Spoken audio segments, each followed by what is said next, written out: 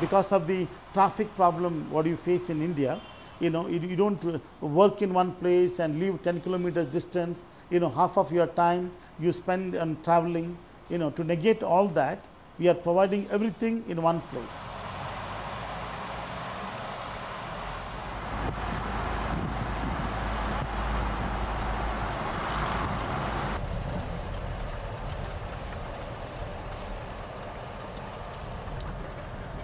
This is how when you enter, it's like this. Yeah, Gold Rush Drive is on 100 acres of land, you know, where we are going to have an integrated township. You know, the concept is you work, you stay and you play. You know, everything is, you know, packaged into one.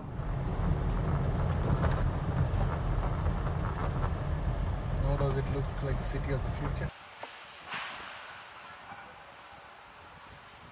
You will have best of schools, hospitals, you know, entertainment, workspace and villas and condominiums.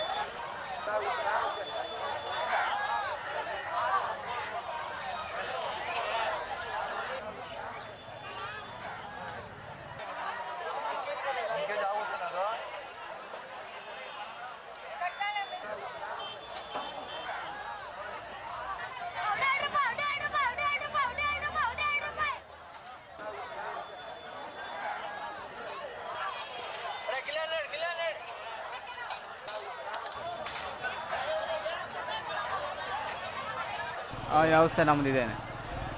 ಇದರಲ್ಲಿ ಗದ್ದೆ ಬೆಳಿಬೋದು, ಅಕ್ಕಿ ರಾಗಿ ಬೆಳಿಬೋದು, ಗೋಧಿ, ಕಬ್ಬು.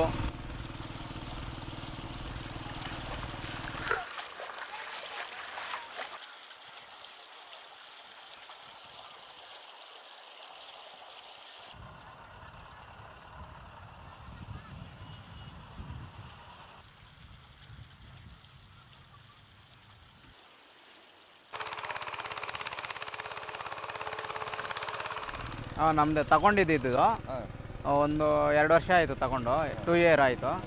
ನಮ್ಮದು ರಾಮಗೊಂಡಳ್ಳಿ ಸ್ವಂತ ಊರು.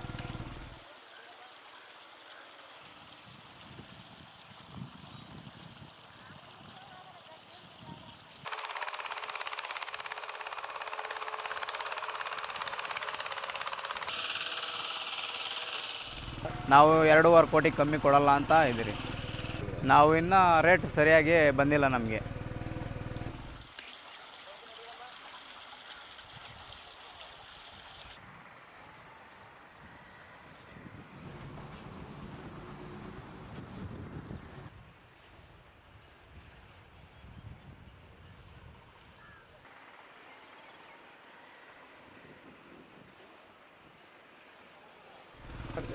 ಸೇಲ್ ಮಾಡಿಬಿಟ್ಟು ಮನೆ ಸ್ವಲ್ಪ ಕಟ್ಕೊಂಡು, ಬಾಡಿಗೆ ಮನೆ ಕಟ್ಕೊಂಡು ಇರ್ಬೋದು, ಇಲ್ಲ ಬೇರೆ ಕಡೆ ಹೋಗಿ ಜಮೀನು ತೆಗಿಬೋದು.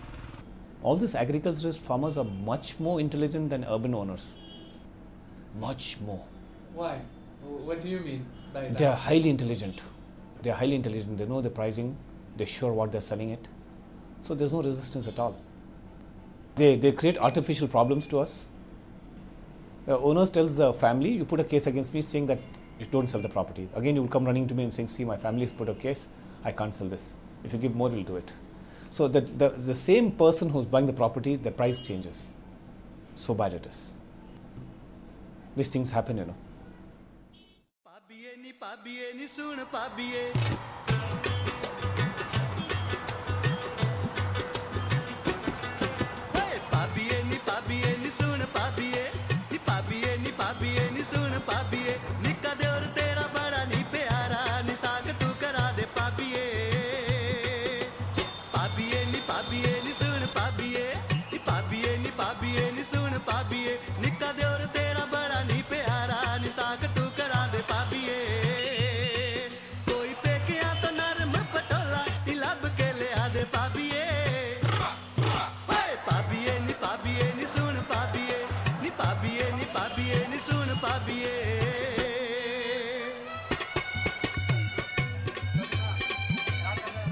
The Bangalore real estate story is driven entirely by the IT and IT-enabled services sector. Bangalore was obviously the destination where you could find lots of engineering colleges, trained manpower. The weather conditions were very nice and the government attitude was proactive. And that pretty much sowed the seed of what we today see is the Silicon Valley of at least this part of the globe.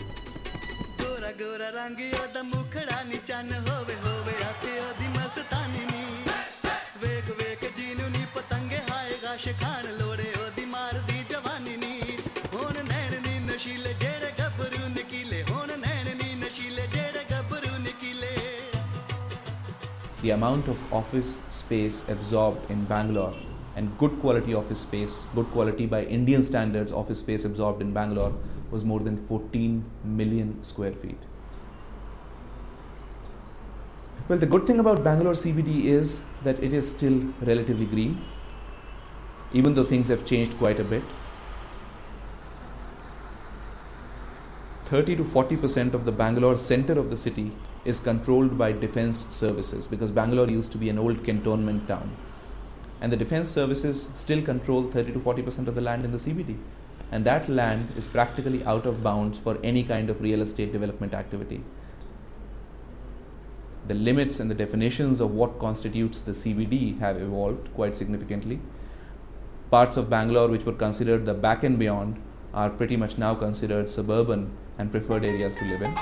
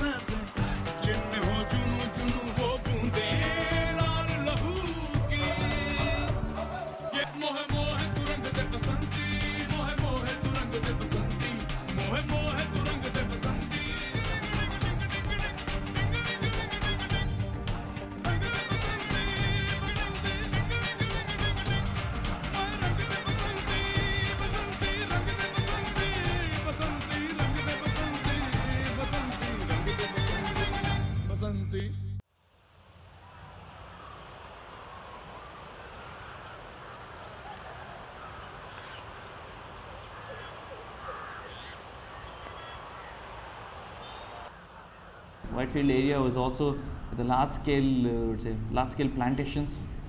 Then you had some rocky patches which are not used, utilizable land, and to some extent even land which was irrigated, and you had various crops being grown. Dry agricultural non irrigable land, which was a condition in about 20 years back, has now transformed very fast into a destination where people really want to invest and build and kind of use those facilities. The core Bangalore is kind of now having a small competitor, which is at the east.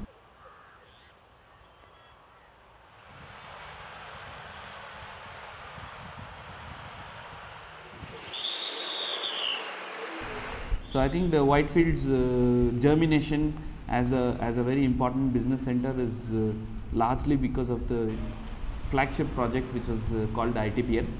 It's a project which came in from the Singapore government. There was a government-to-government initiative between India and Singapore. Today the IT park is spread over about 70 acres, which will be about 70 acres of land, and over this large parcel of land you have good facilities which can almost serve as plug and play for companies to establish companies intending to establish their offices.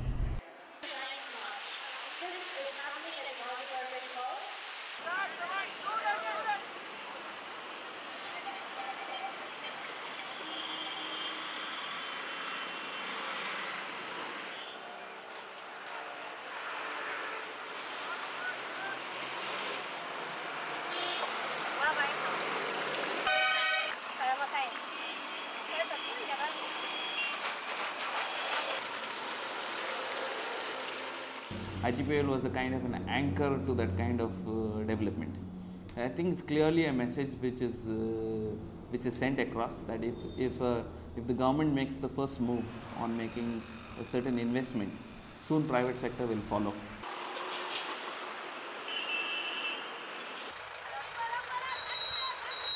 And you have Whitefield EPIP, Export Promotion Park. It's basically an industrial estate which Government of India had a specific policy saying that 100% export oriented units would avail certain incentives, would be given certain kind of benefits. It's believed that this plus the ITPL was a strong reason for it to kind of take off. Whereas come 1995, 96, the IT companies started coming in. They said, we are no longer going to occupy the buildings that you guys create. You go out and create for us the buildings that you have here, the buildings that we are used to being in another part of the world, and we'll pay for it.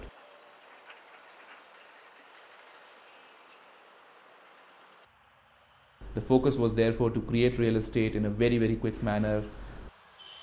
And that's the reason why the construction quality of real estate in India is in most cases very questionable. As I said, it's partly driven by the nature of the demand. IT companies come in and try and squeeze the costs. Also, you will also have to appreciate the fact that most IT companies are so keen to shift things to India. They win a large contract and they come to a developer and say, we want space as of tomorrow. Now, there is no magical trick to creating buildings.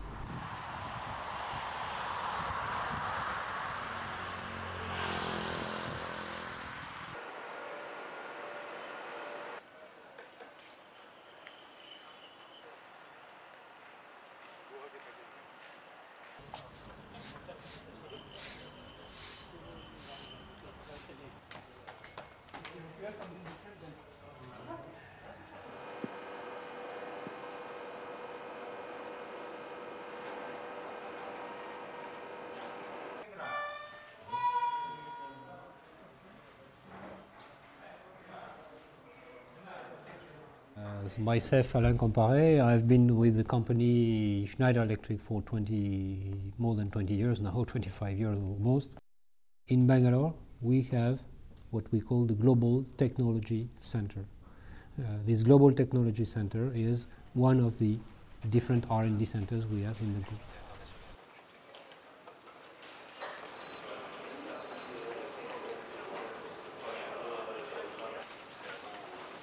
the major criteria for which Bangalore was significantly more attractive than the other cities was its environment.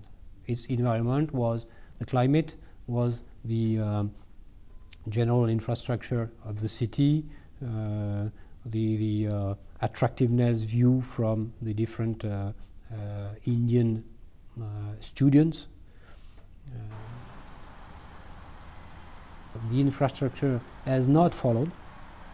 It's completely lagging. The airport, the roads with transportation, the railways, whatever.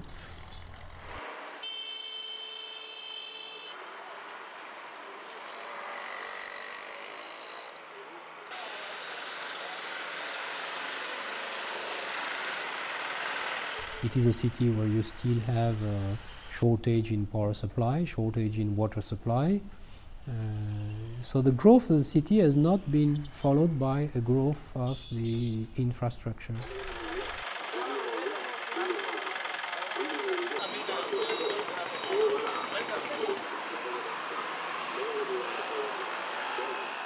We organize our own transportation system to help employees in getting from their home to here in safe conditions and on due time. If we were to make the decision today, probably Bangalore will be in much higher competition with cities like Hyderabad, for example.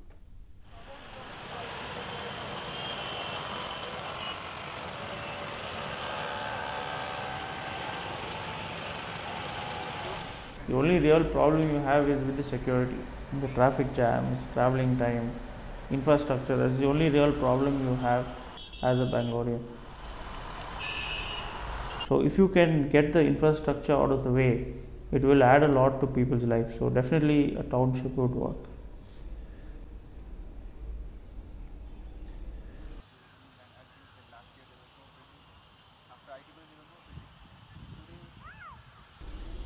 Palo Alto is actually a 12-acre site. It consists of 5 acres of residential, that's about 291 apartments, 1 acre of very high-end townhouses, it's about 16 townhouses, and the rest of the area is for retail development. It's got certain unique features like this large central space. This is about 5 stories high and it's across the width of the entire building. Palo Alto would be catering to somebody who is looking for a very high-end apartment in Whitefield. So he would be somebody who is a project manager, who's middle to senior management, just below senior management in an IT company.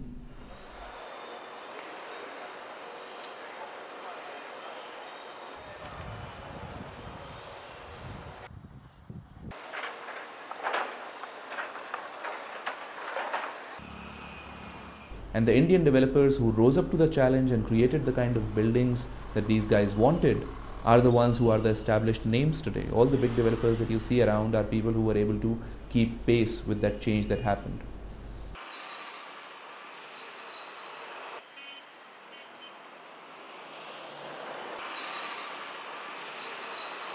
The developers know how to find their way around, and let's just leave it at that, because see, there are inadequacies in the system. There are ways around, and the developers know how to get these things taken care of. So, but again, the power ultimately rests with the elected representatives.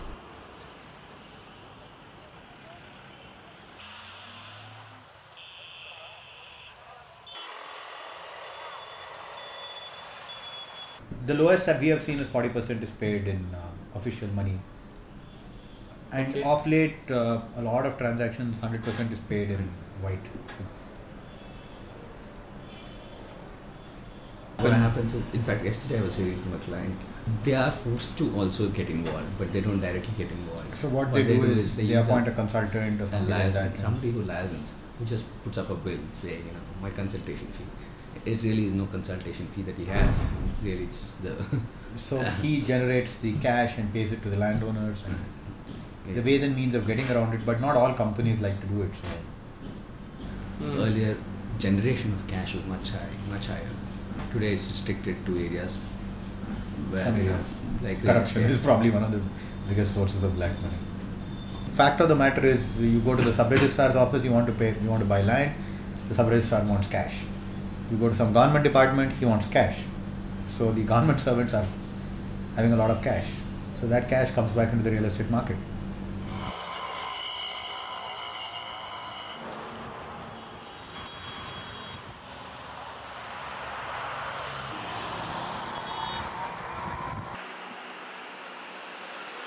Whether real estate developer or the realtor, like me, if I go to the village, I will not know who's the owner.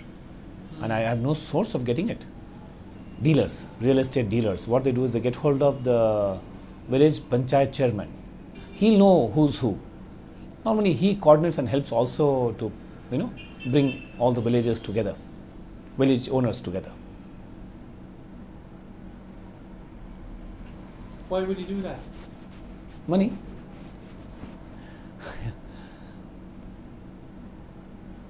He's rendering his services and he has to get paid for it. Simple. It's a kind of a opportunity for him to make some money legally. This is legal only. It is. He's just putting because he knows the owners. You see, why does somebody come to a realtor? Because realtor has source of information. So it's like it's a one step down. Somebody helps a realtor or a dealer to source the land. Village panchayat chairman may officially come on the board to do this. He'll put his man or relation, say, come on, you get it done, I'll help you. That can happen. Officially, of course, I'm putting this on record, he cannot come and do it officially.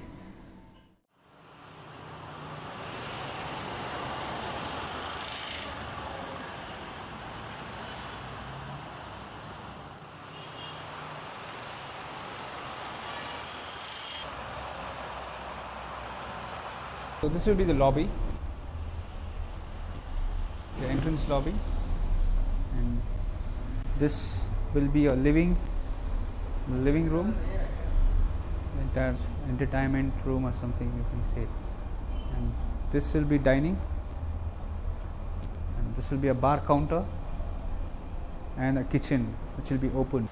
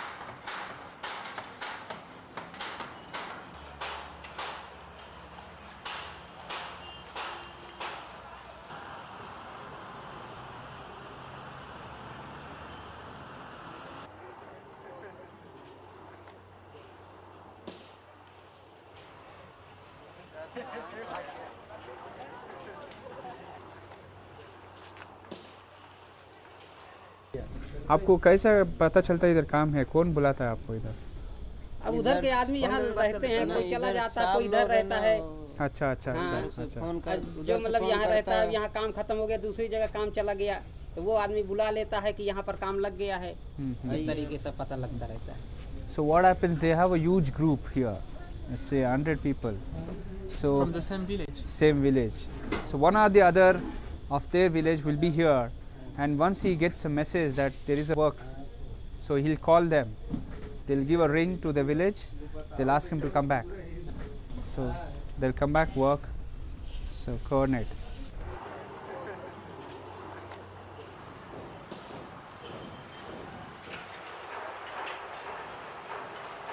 वो rainy season में जाते हैं, जब बारिश आता है उस time में जाते हैं कि समर में जाते हैं, कैसे जाते हैं? नहीं, ऐसे भी जाते हैं, बारिश में भी जाते हैं। हाँ। खत्म हो गया वैसे ही चला जाता है। So once there is no work here, if they feel that there is no work for 2-3 months, if the construction works is not there, they'll shift immediately to village.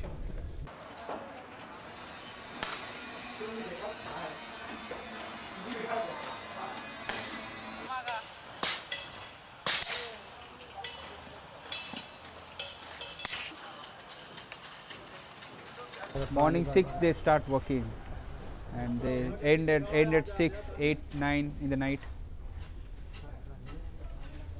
So if the contractor is pretty fast, he'll make them to work and get the job out of them till 8 o'clock in the night.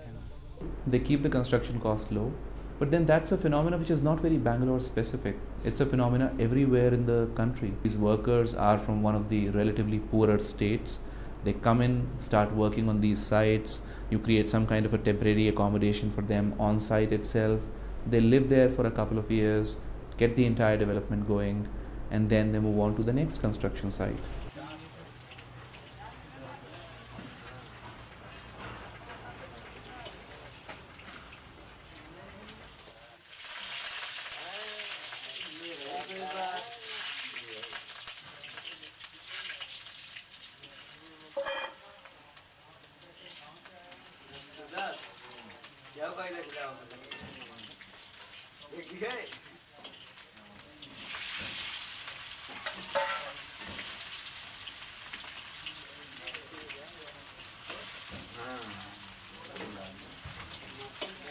काम करना है 6 महीने तक आप इधर ही रहना है, कुछ ऐसा रूल्स है क्या? नहीं, ये कोई रूल ऐसा कोई नहीं।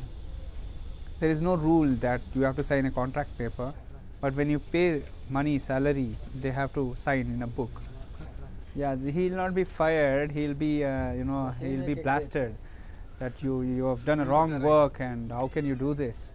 So don't repeat this again, otherwise I'll cut your salary.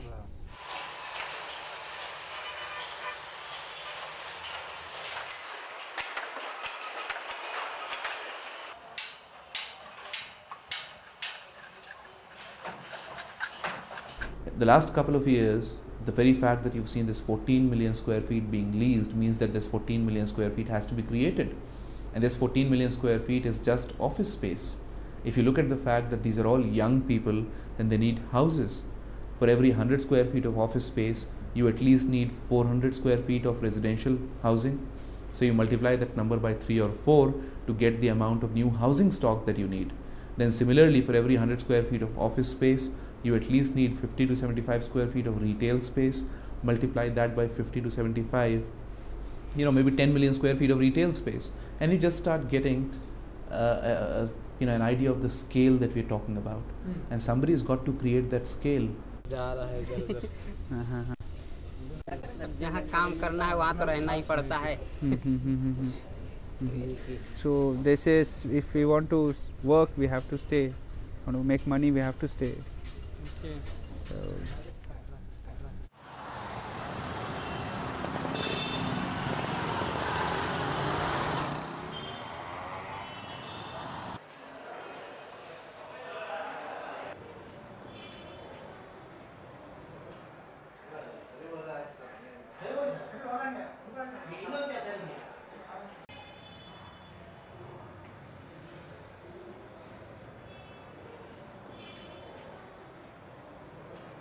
You will find in Bangalore, see, these are some of the contradictions in the planning process. Everything doesn't happen as you plan because of the demands of development. See, unlike in Western countries, in Paris or London, New York, They are already developed, you know, you can easily forecast now what is going to come here, what's going to come there, how is the economy. Here in this, when the economy is growing very fast, the supply doesn't always match the demand. Although ideally, yes, development should follow the plan. And that is how it is conceived. Okay, the same body I plan and then I try to implement. So it sounds logical in a way. So that but in practice, yeah, sometimes development overtakes planning.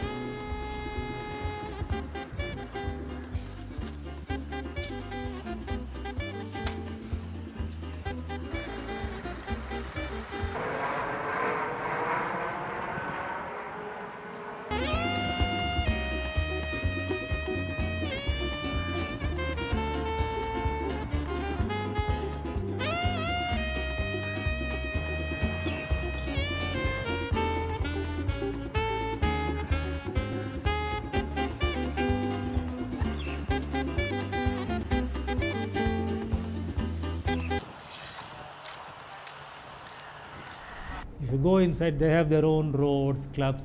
It's all villas, beautiful houses. A lot of foreigners coming, all these IT firms, when executives come, they want that, where the rent itself is some 4 lakhs and 3 lakhs and 6 lakhs, very high.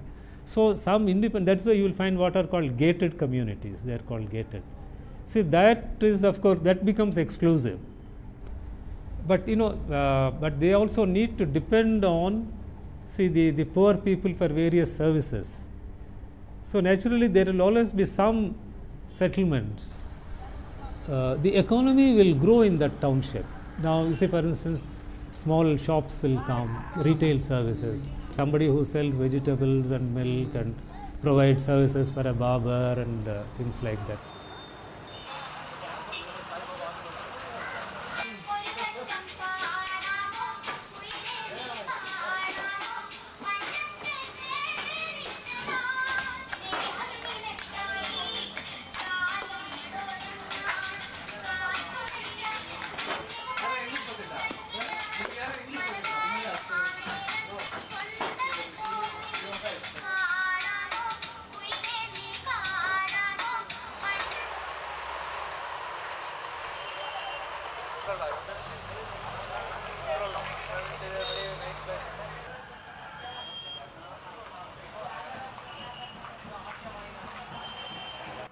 It is wealth creation on one side, and you see the demands of the lower classes, the social pressures to move up the ladder. So they will come up, that's why migration. See, in India, in Bangalore and many other cities, there is still, like, migration will keep taking place.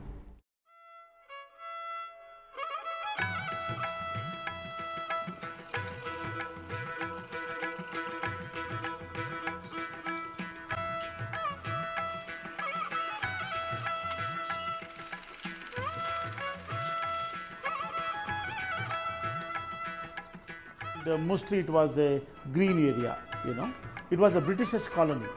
When the Britishers were here, they used to stay there, And today you have seen, it is full of, it is buildings and buildings and buildings. No, it is not for the rich people. It is for people who are looking at world-class facility. It's not for rich people as such,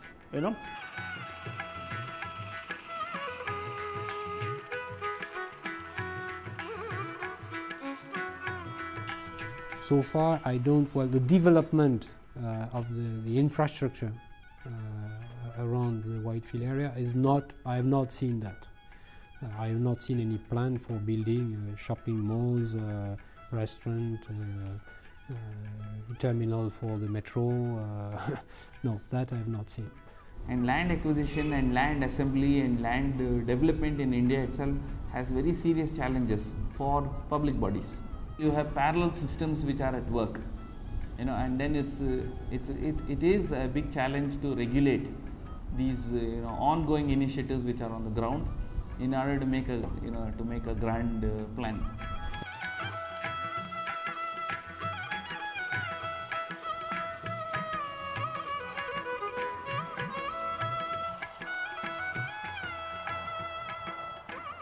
Black money, typically real estate is the main source of being able to put money in. Black money comes back into real estate because it's the easiest place to spend your black money.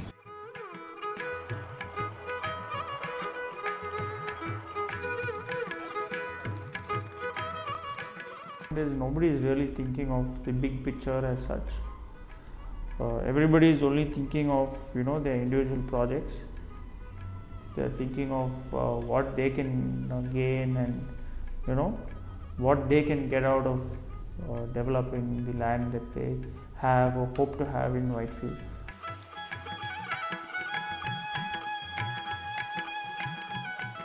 Nobody is thinking of what would be the situation say 10 or 15 years down the line, because today you have a group of people in India who are wealthy and more people joining that group, but at the same time you have a lot of people coming here saying that Bangalore is a good place, let me start working there, but they don't have the skills, so they're not going to be able to get out of the poor or lower income group, and that's going to cause some socio-economic issues down the line, definitely.